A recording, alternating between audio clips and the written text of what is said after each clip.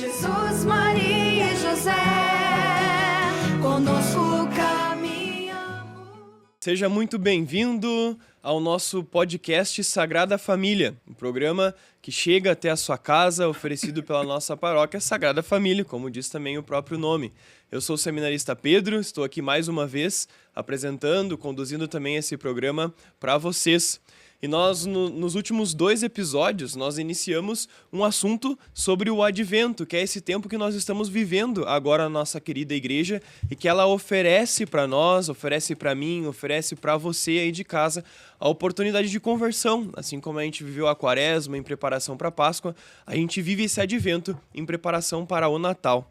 E hoje, de forma muito especial, a gente quer começar então a adentrar nesse tema do Natal, já que o Advento é a preparação para ele, que nós possamos também desde hoje, desde já também começar a compreender, a entrar na espiritualidade do Natal que a Santa Igreja traz para nós, que ela quer que nós possamos estar contemplando esse menino Jesus que vem até nós. Então, muito obrigado pela sua audiência, por assistir o nosso programa, também por sempre estarem compartilhando com seus amigos, com a família, por estar também incentivando o nosso programa. A gente sempre, no início, também gosta de agradecer as pessoas que colaboram para que esse projeto possa estar indo para frente. De forma muito especial também o Gilce, hoje de novo está atrás das câmeras, conduzindo para que tudo possa funcionar e ocorrer da melhor forma. Mas também a Dani, a Sofia, né, a sua esposa, a sua filha, que também já auxiliaram no programa. Depois também a Renata, que já auxiliou, a Júlia também, que nos ajuda. De modo muito especial também o nosso pároco, o Padre Ezequiel, que também incentiva o nosso programa, compartilha nos grupos e está sempre também nos ajudando nas necessidades para que a gente possa permanecer com esse projeto que iniciou com o programa da Hora da Ave Maria, isso, né? E agora está passando então por esse processo de evolução, de mudança, para que cada vez mais a gente possa alcançar você e chegar de uma forma mais especial na sua casa.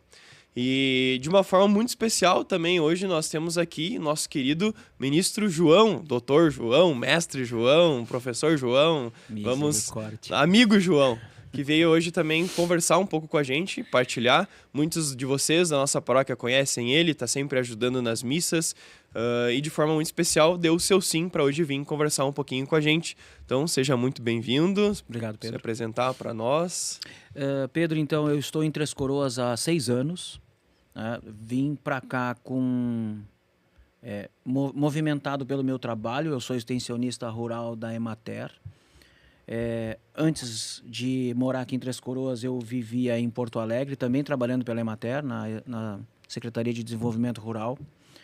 E quando fui morar em Porto Alegre, o senhor me colocou a 1,5 quadra da paróquia Santo Antônio, do Partenon.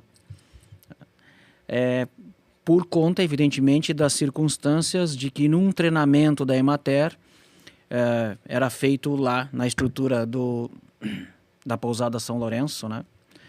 Com os capuchinhos. E eu não tinha onde ficar depois do treinamento, e aí fui conversar com o diretor lá e disse para ele, olha, não tem onde ficar. E aí a obra de misericórdia começou a acontecer. Eu fiquei aproximadamente 1 ano lá, morando no hotel, vamos dizer assim, né? Graças ao Frei Turra. Olha só, ele que tem várias músicas. Exatamente. E aí, o que aconteceu? Foi uma caminhada de conversão que aconteceu lá. Né? Então, eu tive a oportunidade, eu conversava com os freis, e os freis diziam que muitas vezes eu rezava mais do que eles. Claro que não, mas era uma forma de incentivar a oração. Então, eu estive lá por 1 ano, fazendo uma caminhada lá dentro, que me fez me reencontrar com Jesus. Isso, e entender aquilo que ele queria de mim. Então, era muito interessante porque existia uma capelinha com um grande tal e eu comecei ali a conversar. Aí eu descobri que dentro da estrutura existia uma outra capela. Então, o Senhor foi me promovendo dentro daquela caminhada de estadia lá. Foi muito oportuno. E foi lá que, diante da minha entrega, da possibilidade da missa diária, entende, que o Frei olhava para mim e dizia, João, o ministério. E eu dizia, Frei, ainda não. E aí ele sempre dizia assim, não te preocupe porque a esperança não decepciona. Né? Então, ele sempre foi muito amável e gentil e a gente conversava muito. E ele já tinha colocado o olho em mim e ele já tinha percebido que o Senhor tinha uma caminhada para mim. Então, ele foi muito paciente, né, com essa relação. E eu, por conta da minha experiência de vida, de coisas que tinham acontecido com a minha família e tudo mais, eu resolvi dar o tempo certo para isso. Bom, eu acabei... e aí voltamos na história, né? A minha caminhada como criança na comunidade, ela sempre foi muito boa, porque nós morávamos perto de uma comunidade lá em Pelotas. Eu nasci lá. E a comunidade era dentro de um seminário. Então Santo Cura d'Ars, nada mais apropriado. E aí o que acontece? A missa era... o pessoal dizia que era missa de malandro, né? Era mais tarde na manhã, e eu acabava ficando lá. Porque tinha amizade com os padres, conhecia os seminaristas.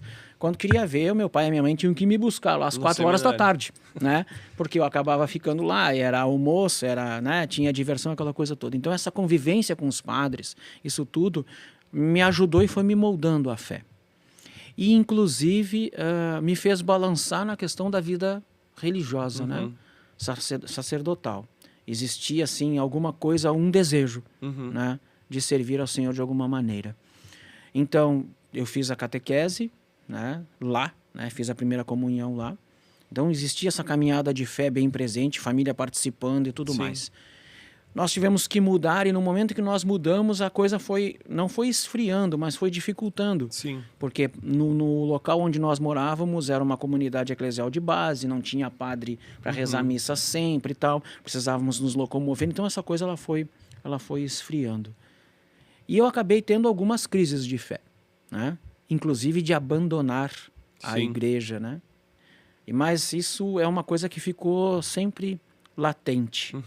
Estudei várias outras denominações e caminhei por outros caminhos. Mas a sede de Jesus, ela sempre esteve presente no meu coração. Então, chegou um determinado momento que eu resolvi voltar. Né? E como tem aquela música, né? Eu não me acostumei nas terras onde eu andei. Né? Então, eu resolvi voltar porque percebi que não existia outro lugar no mundo que pudesse me dar aquilo que a Igreja Católica podia me dar. Não tinha outro lugar. Então, voltei, né? E aí fizemos uma nova caminhada com Maria, né? Um movimento mariano do cenáculo, lá em Pelotas. Né? Então, a família também participava disso, né? Meu pai, minha mãe, a minha irmã. Na época, a Ana Paula, minha futura esposa, também participava. Então, nós caminhamos dentro do movimento mariano do cenáculo. Entende? E aí foi, digamos assim, esse contato mais íntimo com o Cristo me chamando para voltar. A presença do Espírito Santo, porque era um movimento que tinha uma característica da renovação carismática.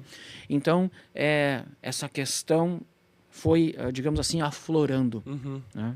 Bom, eu fiz a minha caminhada profissional, né? Eu sou engenheiro agrônomo, trabalhei como professor há algum tempo, né? Na Universidade Federal de Pelotas, inclusive, na Faculdade Atlântico Sul, que hoje é a Anhanguera, né? Também lá em Pelotas, sempre tentando conciliar, né? A vida profissional, a vida de casado, né? Depois, os filhos que vieram, né? As realidades das doenças na família, né?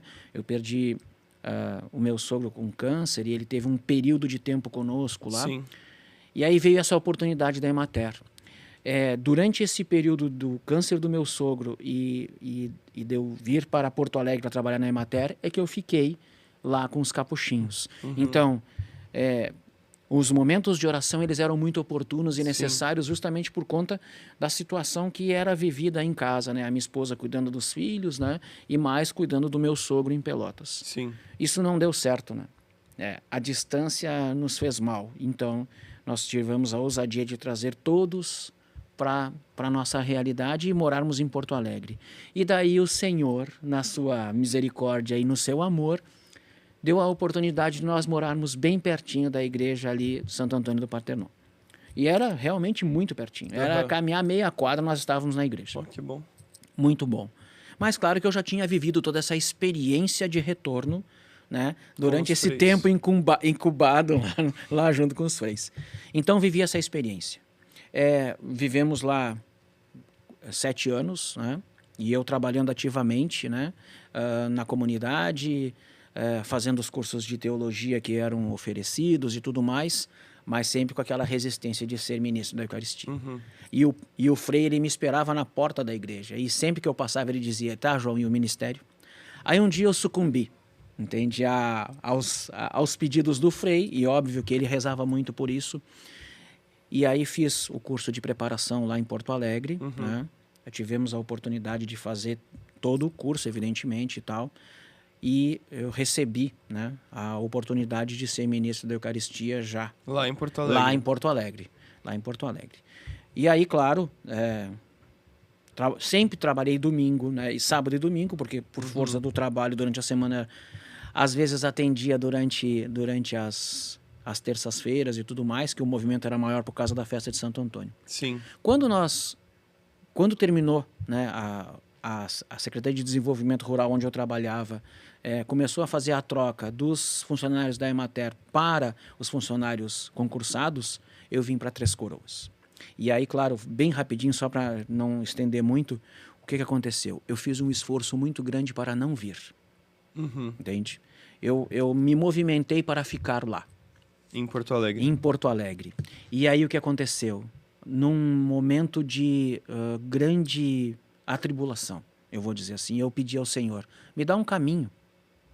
Me dá um caminho. Eu sabia que eu não ia ficar mais lá porque todas as portas tinham se fechado. E aí surgiu o setor, né, da Regional Porto Alegre, assim, tu vais para Três Coroas. E aí, quando aconteceu essa determinação da cidade, então, aonde tu fores, a minha graça vai estar. Eu não vou te abandonar. E eu vou te dizer, Pedro, eu vivi nessa cidade esse tempo todo que eu estou aqui, coisas que só mesmo o Senhor poderia ter colocado na minha vida. Bênçãos e graças que eu pude trabalhar e receber aqui, era isso no plano de amor de Deus. Sim. Tá? Então, por isso que hoje eu estou aqui em Três Coroas. Tu chegou que ano aqui em Três Eu Coroas? cheguei...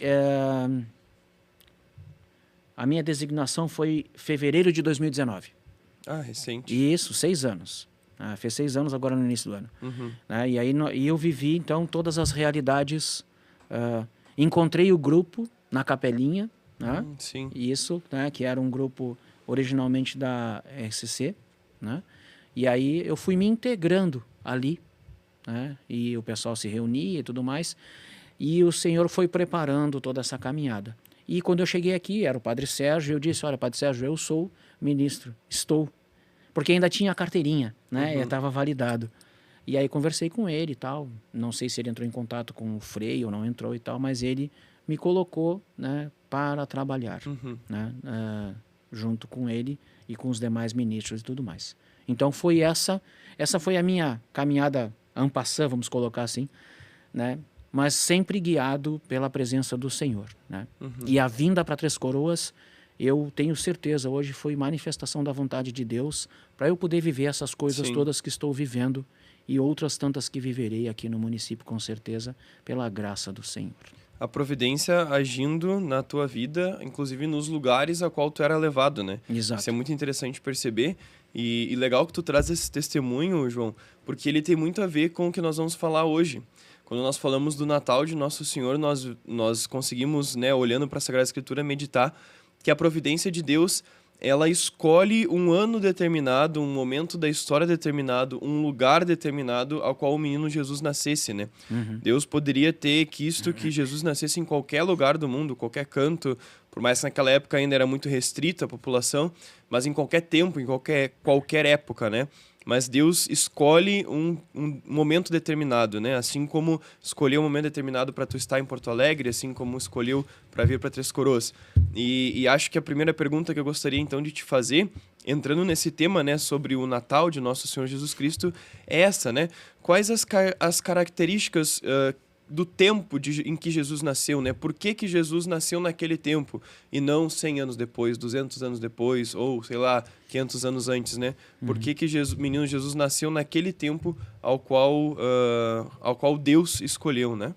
É interessante porque, se a gente for observar um pouco da história, a gente vê ali aquela região como uma região bastante tumultuada do ponto de vista de ações e realidades e conquistas e tudo mais, né? No tempo de Jesus, Roma dominava aquela região. Não fazia muito tempo que o povo de Deus tinha passado por situações relacionadas à Babilônia, à Grécia, mas naquele momento específico era Roma que dominava. Dominava, e os romanos na época eles tinham uma maneira muito própria, né, de conduzir as suas áreas dominadas. Eles davam uma liberdade do ponto de vista de crença, né? Do ponto de vista de religião. Até porque a religião também é um formato de tu manter as pessoas mais tranquilas. Sim. Se tu vai contra a religião, tu gera turbulência. E os romanos eram sábios nesse aspecto. E o que acontece? Naquele ambiente dessa paz romana, né? Esse ambiente relacionado com, digamos assim, toda a formação que os romanos tinham de espaço, né? Porque eles tinham as estradas, tinham os ambientes favoráveis. Então, isso tudo era profícuo para que a palavra pudesse caminhar com bastante rapidez. Poderiam escoar pelos caminhos romanos com mais facilidade. Então, o Senhor Deus ele foi caminhando para cumprir com aquilo que ele já tinha sido, digamos assim, relatado na própria Bíblia. Ele foi organizando as coisas para que aquele tempo sobre a tutela romana pudesse ser o melhor tempo possível para que houvesse o expandir da Boa Nova, né? Para que pudesse ter, o fruto pudesse ser colhido, né? Diante disso. Mas o que a gente entende, né? Não foi por acaso que o Senhor foi a Belém, né? Se a gente for pegar Miqueias, por exemplo, que é um profeta menor, e eu gosto muito, ele era um pastor de ovelhas, né? E aí, lá em Miqueias, no capítulo 5, ele vai dizer assim: mas você, Belém, tão pequena entre as principais cidades de Judá, é de você que sairá para mim aquele que há de ser o chefe de Israel. Mas por que Belém? Por que foi que a Sagrada Família foi fazer lá? Sim. Entende? Então, mais uma facilidade que a Roma dá para que se cumpra, né, essa história. Existe aquele censo, né, que Augusto coloca para que aqueles que são da cidade voltem para ser contados, né? Essa é a situação, né? O imperador determina o censo. E aí o que acontece?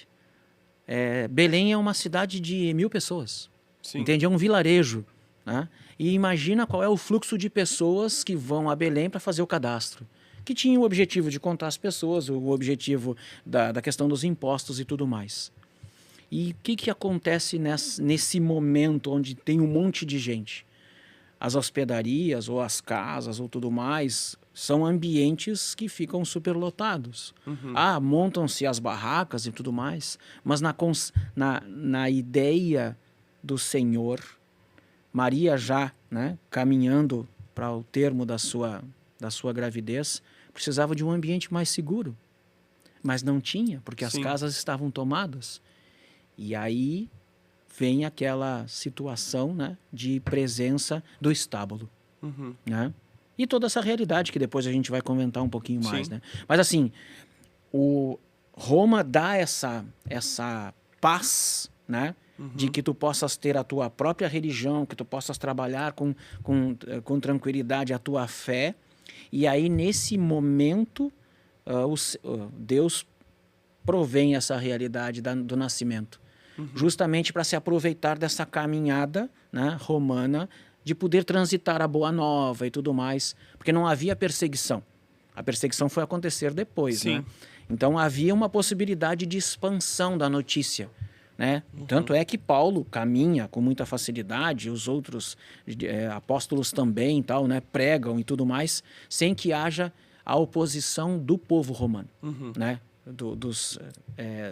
Da entidade Roma como, né? Mas é isso. Tanto que quando o imperador escuta a profecia de que viria um rei, a preocupação dele em matar as crianças não era em relação a um Messias que viria inaugurar uma nova religião, né? Mas na cabeça dele era um dominador que viria conquistar Roma e tirar Roma, né? Todo o império do poder dele, né? Isso comprova mais ainda o que tu nos informou, né? Sim. Que a religião era permitida, assim, né? Era possível continuar existindo ali, por mais que a religião pagã dos romanos, a religião dos judeus, mas a preocupação foi de extinguir, matar o rei que viria dominar Roma, pensando que essa seria a função de Cristo, né? Isso. Sendo que era bem o contrário, né? Ele viria nesse contexto da religião.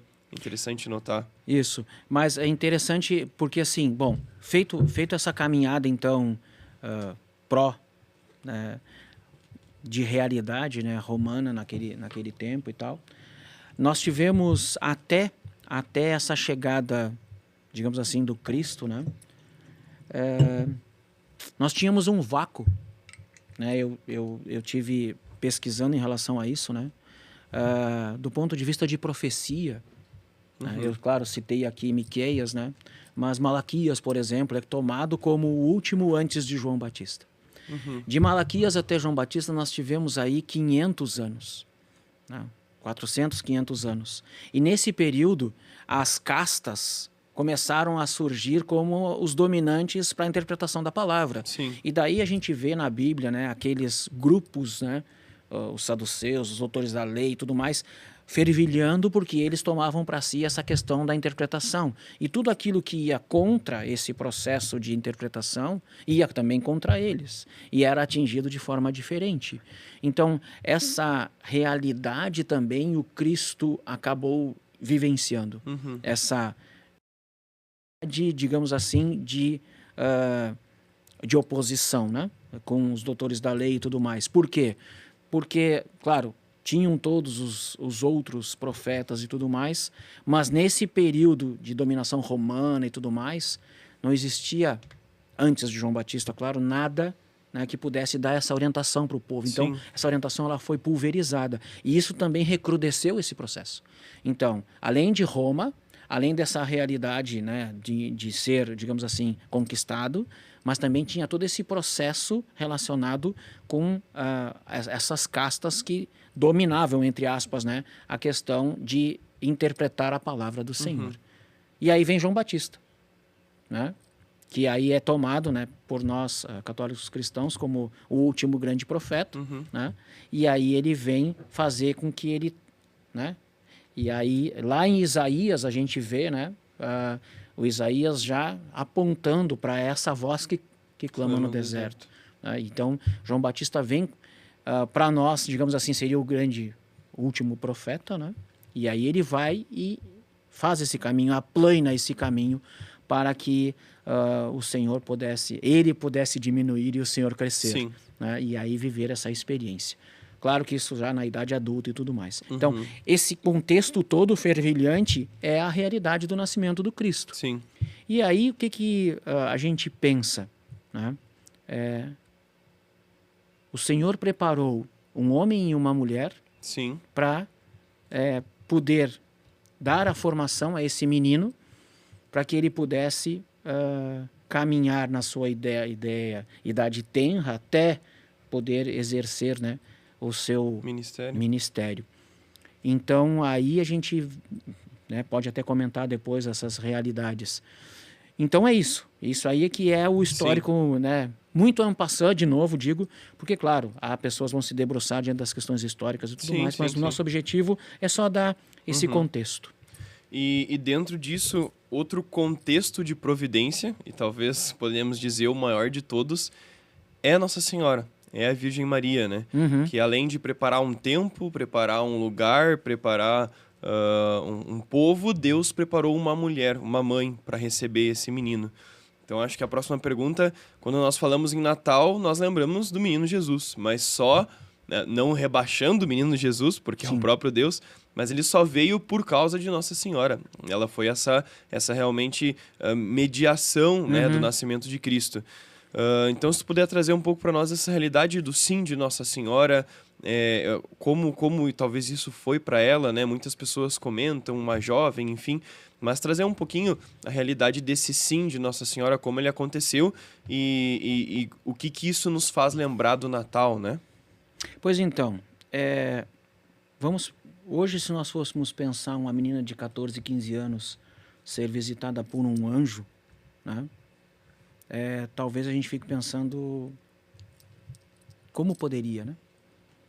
Mas como Maria foi preparada para isso, mas em momento nenhum Deus colocou a faca no pescoço dela. Sim. Entende? Se a gente for pensar nessa caminhada lá, e aí eu gosto muito de Lucas, porque eu tenho certeza absoluta de que tudo que ele escreveu aqui, ele escutou da boca de Nossa Senhora. Não foi de outra maneira. Então eu gosto muito dessa caminhada de Lucas. O que acontece? É uma menina de 14, 15 anos e ela estava preparada para isso. São Joaquim e Santa Ana mantinham ela, né, com toda a delicadeza, com todo o amor, com todo o carinho nessa caminhada de religiosidade, de conhecimento, porque Maria não era uma menina que não conhecia. Ela conhecia, ela foi instruída. E isso também, digamos assim, corrobora, né, a obra do Senhor plena. Tá bem? E aí o anjo pergunta para ela, o anjo chega e diz, né, ave cheia de graça. Então o anjo entrou onde ela estava e disse, alegra-se cheia de graça, o Senhor está com você. Aí imagina, se um anjo chega para nós hoje e diz uma coisa dessa, nós ficaríamos, né, estarrecidos, preocupados. Antes de dizer, só de ver o anjo a gente já ficaria assustado. Imagina só essa menina. Porque aqui não diz aonde ela estava, né? Dizia que ela era prometida em casamento, tá bem? Mas diz ali, o anjo entrou... Em sua casa, né? Isso, exatamente. Mas ela não sabia, estava no quarto, estava na sala, estava na casa. E o anjo entrou e veja a beleza de tudo. O Senhor, Deus, criou Maria para isso e, ao mesmo tempo, Ele espera que Maria dê a resposta para Ele. Ele não obrigou Maria a nada. Sim. Né? Então, o amor que Ele tinha era tão grande pela humanidade que ele já tinha preparado esta menina para isso, mas em momento nenhum ele disse, não, eu te quero obrigada. Porque ela precisava, na realidade, dar o sim não só pelo fato de gerar, somente gerar, mas sim de todo o propósito para frente. Ela precisava abraçar o projeto. Sim. Entende? E tu só consegue abraçar o projeto se tu estás... digamos assim, consciente, não, mas que tu estás com boa vontade para isso, que tu não és obrigado a isso. Ninguém faz nada por obrigação. As pessoas, elas precisam se entregar, e Deus precisava da entrega de Maria. E aí o anjo coloca para ela a realidade de como vai acontecer, entende? E ela tão preparada que estava, ela pensou, mas como isso vai acontecer se eu não conheço o homem? Entende? Ela tinha consciência da realidade, o que seria a geração de uma vida no ventre dela, do ponto de vista humano. Ela sabia, entende? Então, por isso que eu te digo, ela não era uma menina que estava apartada do conhecimento. Ela sabia das coisas da vida, entende? Ela tinha sido orientada pelos pais por conta de tudo. Além do conhecimento teológico, que eu acredito que tivesse, mas essa questão do conhecer da vida também tinha essa realidade. Então ela questiona o anjo. O anjo. Como vai acontecer se eu não conheço o homem? E aí há toda a explicação, toda a situação colocada pelo anjo. E o que me deixa mais maravilhado na realidade é que, diante de tudo aquilo que o anjo disse, que foi, eu diria assim, o Espírito Santo virá sobre você e o poder do Altíssimo te cobrirá com a sombra. O santo que vai nascer de você será chamado Filho de Deus. Ora, vejam só como é que alguém reage a uma notícia dessas. não é uma criança qualquer que vai nascer do teu ventre. Sim. É só o Filho de Deus. É só isso, entende? Ela teve medo? Na Bíblia não diz que ela teve medo. Ela não reportou isso a Lucas. Olha, Lucas, eu fiquei louca de medo e não quis. Uhum. Né? Não foi. E junto com essa notícia, a senhora ainda recebeu a notícia de que Isabel estava Sim, grávida. sim. Né? Então foram 2 notícias bombásticas na vida dessa menina. E em momento nenhum ela titubeou. O que a resposta dela é: eis a escrava do Senhor, faça-se em mim segundo a tua palavra. Eu tinha certeza de que Deus sabia a resposta, Sim. mas precisava que o seu enviado recebesse essa resposta de Maria. Ele sabia que Maria não ia dizer não. Ele sabia, mas ele precisava. Então, Pedro, eu estou te chamando ao sacerdócio. Eu tenho um plano de amor para ti e para a tua realidade. Preciso escutar da tua boca que tu estás assumindo esse plano junto comigo. Sim. Então, o anjo precisava escutar de Maria exatamente essa realidade. Uhum. Né? Eu achei muito interessante, dentre a tua fala, que tu também comentou, que esse sim de Nossa Senhora, ele não era só um sim para aquele momento, mas era para todo o projeto, né? Exato. Eu fiquei imaginando um pouco a nossa vida, né? Talvez a tua vida, o teu sim que tu deu para tua família, teu emprego. Porque quando a gente se depara com uma resposta, um sim que nós temos que dar, na hora nos parece muito difícil, mas às vezes eu fico pensando, é mais fácil de dizermos o sim naquele momento, mas é mais difícil depois de sustentar o sim ao longo da caminhada, né? E como Nossa Senhora tinha um conhecimento, como tu mesmo disse, grande, ela sabia das profecias, ela tinha um conhecimento da Sagrada Escritura, ela também sabia que não seria esse Deus que nasceria no ventre dela, não seria de 1000 maravilhas, seria uma dificuldade, ia passar pelo sofrimento.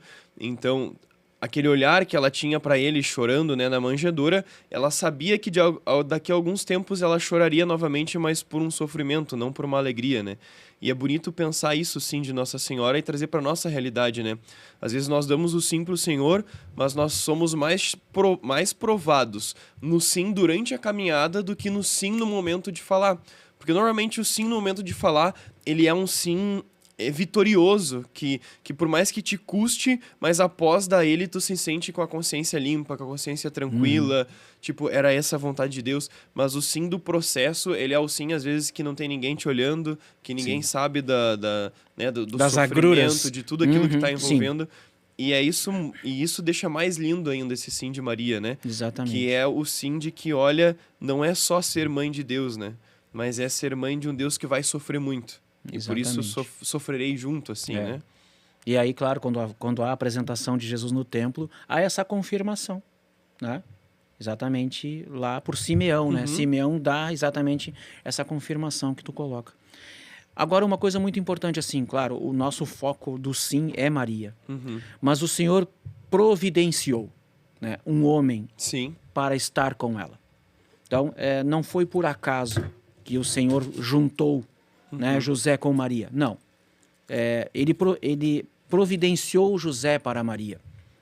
E José, na sua caminhada, né, eu até estou procurando aquele livro, né, da abadesa que fala a respeito de José, né, para ler, da Maria Cecília Baidi, que digamos assim, é um livro que a igreja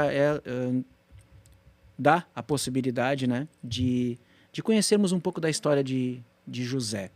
Então, eu tenho a certeza de que José foi criado para Maria. José sabia, né, qual seria a sua missão. Não tinha digamos assim, a revelação plena da missão. Mas ele sabia que ele estava preparado para isso. Estava sendo preparado para isso. E num pequeno resumo que eu li do livro, né, e aí a gente vê aquela angústia que José teve, né, pensando em abandonar Maria e tudo mais, aquela coisa toda. Maria podia ter contado para ele isso, mas fazia parte do teste de fé de José que ele não soubesse disso. Que de alguma maneira ele se entregasse a esse projeto, tá bem? Sem que Maria contasse para ele qual era todo o projeto. E eu fico pensando a angústia deste homem, entende? sabendo que tinha a sua prometida, sabendo que ela estava grávida, e ele, justo, é um dos poucos que conheço, entende, que tem o título de justo, né? Ele justo, o que ele faria? Como ele faria? Entende? E ele se debateu até o último momento. Eu não gostaria de viver uma situação de angústia desse tipo. Sim. Entende? Imagina ele, e se ele não fosse um homem de fé, ele não teria resistido, tá bem? E aí, no supremo do momento, ele, tenho certeza absoluta, deve ter se colocado em oração. Porque se os anjos o socorreram, é porque ele estava precisando de orientação e ele pediu essa orientação ao Senhor. E aí, então, veio, né, a visita do anjo em sonho, dizendo para que ele pudesse tomar a decisão certa, né, de assumir e de não abandonar e tudo mais. Então, um homem de fé, um homem justo, não foi por acaso. Tudo isso estava planejado, né? Tinha que ser esse homem com esse perfil para proteger aquele que seria o nosso Salvador, para proteger aquele que seria o cordeiro imolado. Sim. Não poderia ser qualquer pessoa, ele não seria tirado do meio do povo de qualquer jeito. O Senhor tinha preparado ele para isso. Né? E tanto que ele já tinha uma profissão que daria o sustento e tudo mais. Ele era um homem abnegado no proteger a senhora e aquele que estava no seu ventre, porque ele era preparado para isso. Sim. Né? Então, pouco se fala, né, de José, né, mas eu tenho certeza desse esteio. O Senhor preparou ele para que, como pai nutrício de Jesus, ele pudesse dar a Jesus todo o conhecimento necessário, porque ele era um homem que sabia, porque na época quem é que dava a instrução ao filho? Entende? Era o pai. Então ele sabia das coisas. Tanto é que quando o Senhor se acha no templo, em tenra idade, ele não estava lá passando como um pateta. Ele estava lá trazendo aquilo que ele tinha no coração, mas também colocando à prova o conhecimento que ele tinha recebido de José. Sim. Tenho certeza absoluta. Então, José não foi por acaso na vida de Maria. Foi mais uma bênção que o Senhor colocou nesse caminho para que a Sagrada Família se constituísse. E já que a gente parece que teve o fio condutor tanto na tua vida quanto a gente trouxe para a realidade da Sagrada Família nessa divina providência de Deus, é interessante que José assume muito isso também, né? Sim. Talvez você puder comentar um pouquinho sobre isso, essas idas e vindas, né? O anjo fala, José vai para tal lugar, José volta para tal lugar, e ele sempre foi respeitoso, parece, com isso, né? Com essa profecia do anjo, né? De levar o menino para um lugar, trazer para outro, volta para o Egito, vai para lá. Pois então, o que acontece? Se ele não fosse um homem temente a Deus, se ele não fosse preparado por Deus para isso, ele seria desobediente. Isso. Né? Então, não se fala na Bíblia que ele tinha, digamos assim, uma consciência do plano de amor. Mas ele era um homem obediente. Tanto obediente que, no momento em que ele vê a família em perigo, também, e ele recebe esse aviso da família em perigo, ele automaticamente, ele não pensa duas vezes, ele não questiona, ele não diz assim, será que isso é da minha cabeça? Não, ele pega a família e, então, mais corrobora o fato dele ser um homem temente a Deus. Entende? Isso é bem tranquilo. A obediência, ela só acontece naqueles que são obedientes a Deus. Sim. Né? Tementes a Deus, melhor dizendo. Então, assim, ele não era um homem que esperava acontecer, ele tinha que fazer acontecer. E é muito importante, a gente pensa assim, ele ajudou Maria a preparar o ambiente porque sabia que a esposa estava para dar à luz.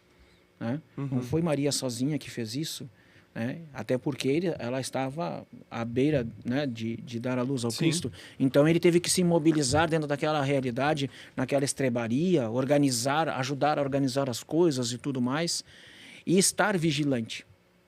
Entende? Porque, claro, depois que ele assumiu a responsabilidade de cuidar, tenho certeza de que Maria contou o que havia acontecido. Entende?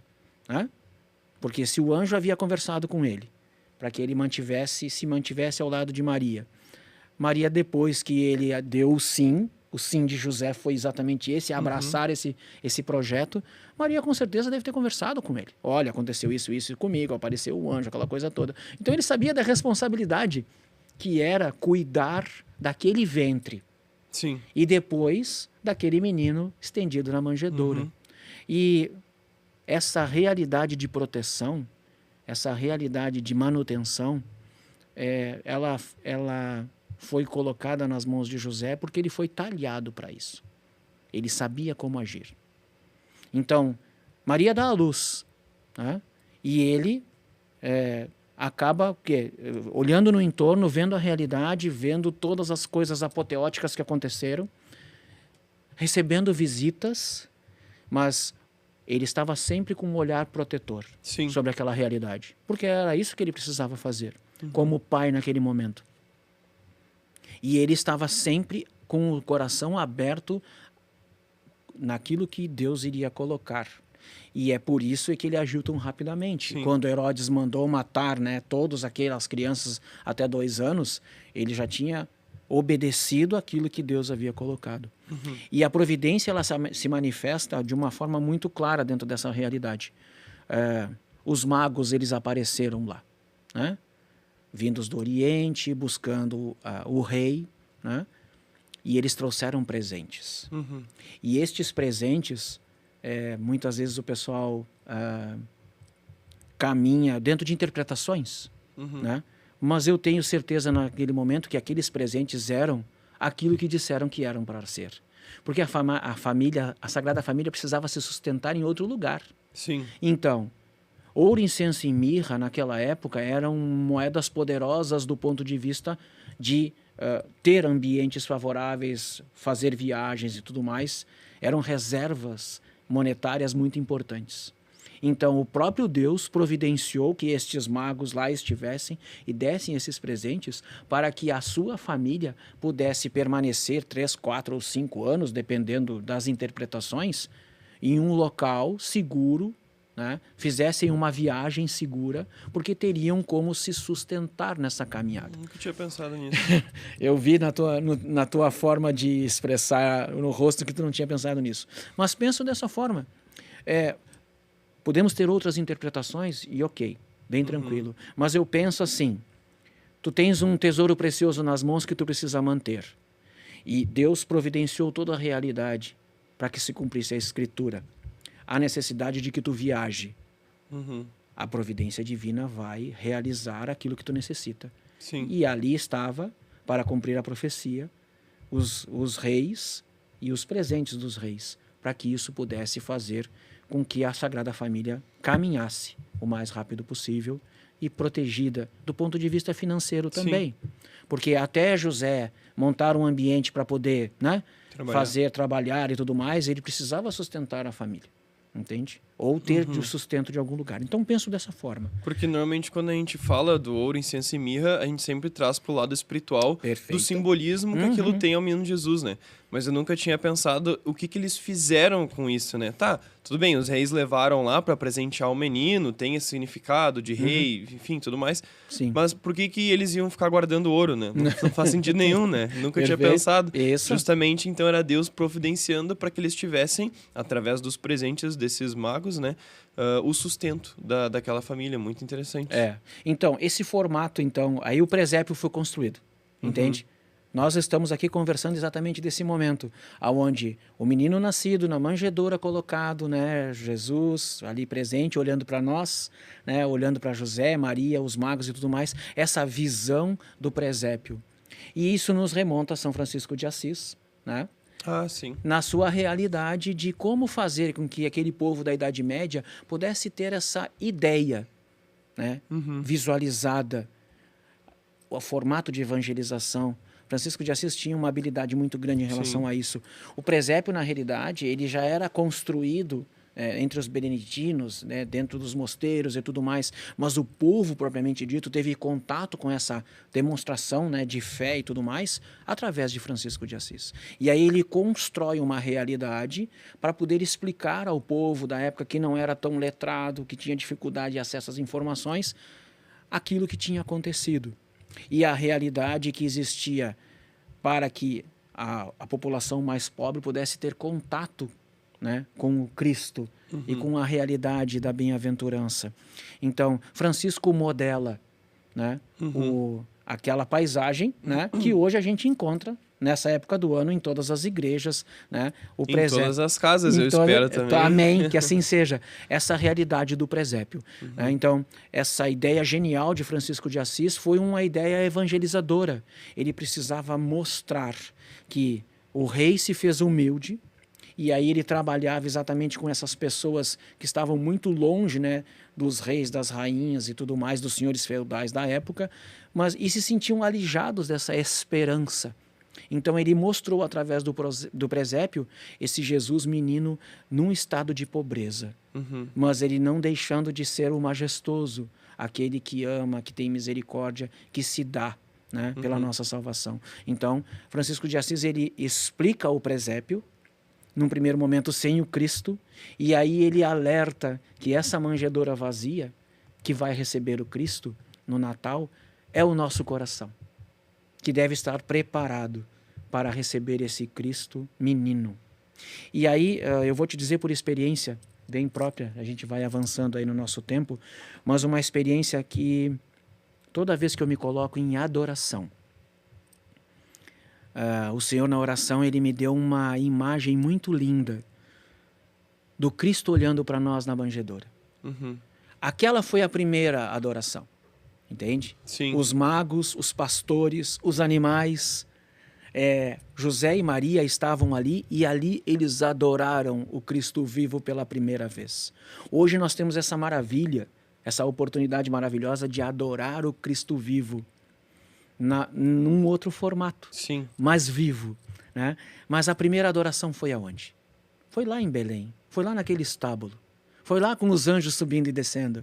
Então, toda vez que nós nos colocamos em oração na frente do Sacrário ou do Santíssimo, que nós possamos ter essa imagem nos nossos corações, essa imagem da primeira adoração, daquele amor. E eu sou ousado em dizer que se nós conseguirmos tocar os nossos olhos com os olhos daquele menino, no momento em que nós estamos adorando hoje, né? 2.500 anos depois disso, que nós... 2025 anos. Isso, 2025 anos, desculpa. 2.500 anos não vou estar aqui. Exato, 2025 anos, desculpa. Nós vamos ter, na realidade, um toque no coração de que não teríamos como ter diferente. Foi essa sensação de amor e de misericórdia e de envolvimento que Maria e José tiveram quando olharam o Cristo pela primeira vez. E quando foram olhados pelo Cristo. Esse mistério de amor não está só em nós olharmos, mas em nós nos deixarmos olhar. Então, quando nós estamos frente ao Santíssimo, se nós conseguirmos nos deixar olhar, da mesma maneira como esse menino olhou para aqueles que estavam em volta, nós seremos tocados por um amor que nós não teremos em outro lugar. Porque aquela criança, ela amou verdadeiramente. Sim. Entende? Então, esse amor do Cristo na Eucaristia, ele deve nos lembrar daquele primeiro amor do Jesus olhando para aqueles que estavam à sua volta. Então, ali o presépio completo, o Cristo nascido, dentro da manjedoura, né, a primeira adoração, mas e o nosso coração? O nosso coração, que é, como Francisco de Assis colocou, o ambiente onde o Cristo há de ser depositado. Sim. Quanto menino. O quanto ele está preparado, o quanto ele vai estar preparado, o quanto essa correria do dia a dia nos impede de nós estarmos em silêncio, focados nessa preparação. A preparação do advento muitas vezes é feita na correria, sem que a gente possa entender que nós não estamos recebendo um presente qualquer, que o resto todo do material que se dá como presente, as festas e tudo mais, não é o certo, o correto, não é o oportuno, não é aquilo que nós devemos ter como foco. Então, preparar o nosso coração. De que maneira? Vamos fazer uma boa confissão? Vamos caminhar na graça, rezando o terço com mais afinco, quem sabe os mistérios da alegria, para que a gente possa refletir ao longo desse advento essa realidade, ir à missa, aproveitar esse momento de silêncio frente ao Cristo que está no sacrário, adorá-lo e entender todas essas realidades para poder viver santamente isso. Trazer a Sagrada Família de uma forma mais presente para a nossa vida, entender cada efeito de cada presença de cada uma dessas pessoas na nossa vida. Esse é o questionamento, entende? Para que essa manjedoura ela não fique espinhando o menino Jesus que será ali depositado. Sim. Ele vai ser depositado, porque ele é amor e ele deseja morar no nosso coração, mas ele pode ser recebido de uma maneira diferenciada. Sim. Então, que a gente possa ter nos desafiar, né, a viver essa preparação do Natal, o advento, de uma forma mais consciente. Porque José e Maria, quando prepararam aquele ambiente para o nascimento do menino, eles estavam conscientes do que estavam fazendo, entende? Dentro da precariedade, não tinha mais onde ficar, era ali. Não podia ficar numa tenda porque precisava se tivesse necessidade de um recurso, teria que ficar no vilarejo, mas não tinha uma casa, então ali. Então preparou-se da melhor maneira possível para receber isso. Então esse seguir a intenção de José e Maria em nos preparar o coração de maneira mais focada na chegada do Cristo é o que nós devemos fazer nesse advento. Sim. Para que o Salvador tenha um ambiente favorável para fazer tudo aquilo. Ele tocou nos pastores, ele tocou nos reis e, acima de tudo, toca a cada dia nos nossos corações. Mas nós precisamos estar preparados para isso. E aqueles que estavam lá, todos eles estavam preparados para essa primeira adoração, para serem tocados pelo olhar do menino, mas havia uma preparação anterior de José e de Maria para essa realidade acontecer. Que façamos isso no nosso coração, entende? Que procuremos estar em estado de graça para receber esse menino o quanto antes, porque nós estamos nos aproximando do 25 de dezembro, ok, mas o Natal ele deve ser vivido todos os dias. Todos os dias. Então o nosso coração para receber esse menino ele deve estar preparado todos os dias. Porque senão, nós vamos viver uma experiência só em um momento do ano. E não é isso que o Senhor deseja. Sim. Ele quer esse contato conosco todo o tempo. E aí, passando nessa questão, e aí a gente já tocou, né, naquela situação do José, né, que está aqui no teu cronograma, nessa questão do nascimento. Sim. Né, e aí fica nas minhas mãos essa ideia do que é o ser ministro da Eucaristia. Sim, porque quando a gente fala do Natal é sempre essa vinda do menino Jesus até os nossos corações.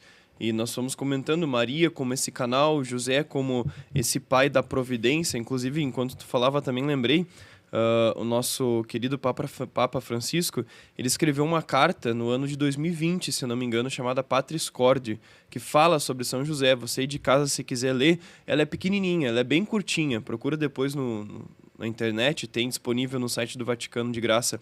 Patris Corde é o nome da carta que o Papa escreveu no ano de 2020, durante a pandemia, inclusive, falando sobre São José, falando sobre as virtudes de José.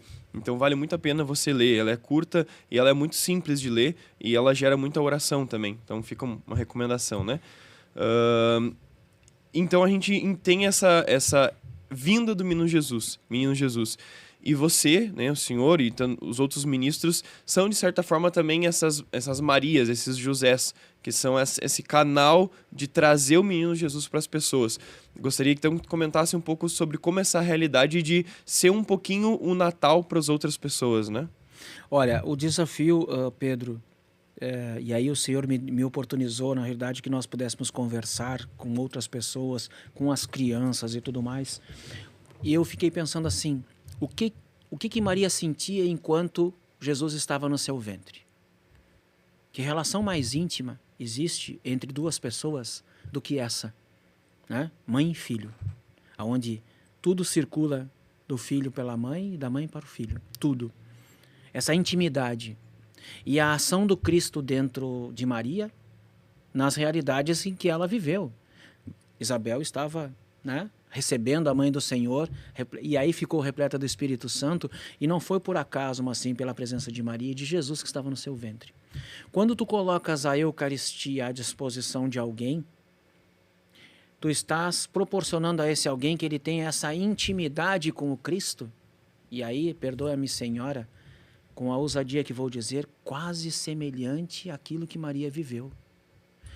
Essa presença do Cristo dentro de nós, nesta intimidade, ela só foi vivida por Maria. Então, no momento em que tu recebes a Eucaristia, o Cristo está contigo. Deveria existir essa mesma troca e esse mesmo amor. Mas veja, Maria simplesmente cheia de graça. Né? Então, como é que ela poderia viver essa experiência de amor? Ela só poderia viver porque ela era cheia de graça. Como é que nós vamos viver essa experiência de amor quando recebemos o Cristo? Temos que estar cheios de graça. Essa é a questão. Para que vivemos esse amor pleno do Senhor presente em nós. Sempre me coloco como instrumento. Senhor, eu não sou digno disso, e Ele sabe.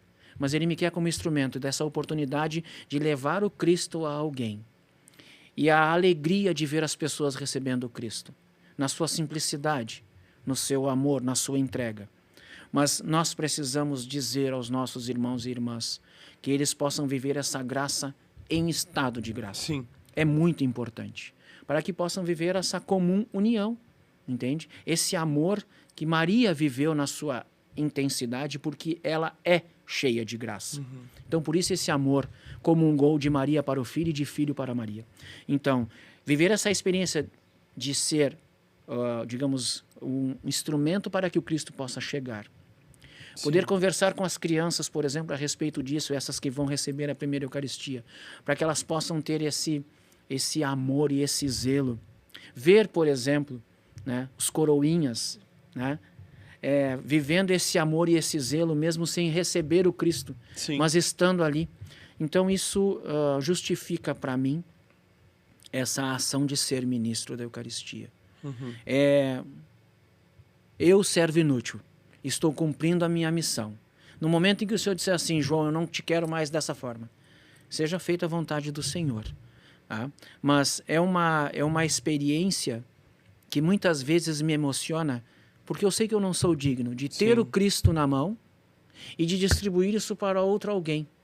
É como se fosse Maria pegando o Cristo e te entregando. Mas ela cheia de graça e eu imperfeita criatura. Entende? Então, ser esse instrumento faz parte do meu sim e do meu eis-me aqui. Sim. Como diz a música do Eugênio Jorge, né? Eis-me aqui, faça-se em mim o teu querer. Simples, José. Exatamente. Então, eu tenho essa caminhada e enquanto o Senhor quiser. Então, para mim, não é uma honra, é algo mais do que isso. É dar o sim para uma missão. Amém. Amém. Muito bom. Acho que no início eu acabei esquecendo de pedir para fazer uma oração. Não, a oração foi feita. Então, eu gostaria que agora, se tu pudesse conduzir uma oração para nós, para também você aí de casa nesse momento, né, possa estar também rezando junto conosco e refletindo agora, trazendo para o coração tudo isso que foi dito, né, que possa ser essas palavras também fecundadas no nosso coração. Então, eu pediria que o Senhor pudesse conduzir uma oração para nós. Toda essa caminhada que nós fizemos aqui, Pedro, foi uma caminhada de oração. O Espírito Santo, ele providenciou a condução disso agora. Então, o que nós precisamos agora é agradecer ao Espírito Santo por ele ter sido tão fecundo. Porque a bênção de hoje, ela é uma bênção que será vista pelas pessoas no momento em que acessarem o podcast. Então, essa bênção do Espírito Santo, essa unção das palavras, essa realidade de tocar o coração, ela vai acontecer no momento em que a pessoa precisar. Ela vai estar correndo o dedo lá e ela vai ver o podcast e o Senhor vai tocá-la para que o Natal seja perfeito. Então nós te agradecemos, Senhor, pela presença da Sagrada Família nos conduzindo aqui. Nós queremos, Senhor, que aconteça conosco o que aconteceu com Isabel, que a presença de tua mãe contigo no ventre possa rejubilar-nos de alegria, como aconteceu com São João Batista no ventre de Isabel. Que nós sejamos tocados pelo Espírito Santo e por as realidades transformadoras para vivermos o Natal e termos a possibilidade de ter aquele olhar daquele menino maravilhoso, cheio de amor e misericórdia na manjedoura, tocando os nossos corações. Que essa imagem do menino Jesus, deitado na manjedoura, olhando para cada um de nós, seja fecunda nos nossos corações. É isso que eu profetizo e peço ao Senhor. Senhor, que todas as famílias que forem tocadas por esse podcast possam receber esse teu olhar na manjedoura, acolhedor, cheio de carinho e de salvação. Glória ao Pai, ao Filho e ao Espírito Santo, como era no princípio, agora e sempre. Amém. Amém. Muito obrigado, então. Obrigado você de casa que nos assistiu até aqui, que esteve conosco. E lembrando sempre de compartilhar esse vídeo com a sua família, com os seus amigos, de curtir, de comentar, de divulgar também esse trabalho, não pelo fato de ganhar mais visualizações, mas de alcançar mais almas, de alcançar mais pessoas que possam estar acompanhando, que possam estar aprendendo e que possam estar preparando o seu coração para viver melhor o Natal. Agradecemos de forma muito especial também ao Gilce, que está sempre aí por trás das câmeras, nos escutando atentamente. Agradecemos também a toda a sua família, a todos aqueles que ajudam. E lembrando também que logo mais então se aproximam as festividades de Natal. Fique atento nas redes sociais da paróquia, nós vamos colocar lá os horários das missas, das celebrações, também de todas as atividades que nós vamos ter em relação a esse Natal. Que nós possamos preparar o nosso coração, que você de casa possa preparar o seu coração para receber o menino Jesus que vem. Muito obrigado, João, de verdade, essa presença aqui com certeza é a presença do menino Jesus também no meio de nós, todos como cristãos batizados somos essa presença. O teu testemunho de vida, tuas palavras, enfim, teu conhecimento também são essa vinda do menino Jesus ao nosso coração, essa luz que vem nos trazer um pouco mais também de esperança, já que nós estamos também vivendo isso, inclusive encerrando esse ano da esperança proposto também pelo Papa no ano de 2025. Então, muito obrigado de novo, obrigado a você que nos assistiu e acho que a gente já pode desejar um Feliz Natal a você aí de casa. Deus Amém. abençoe. Feliz Natal todos os dias. Amém. Até Amém. logo. Até logo. Tudo de bom.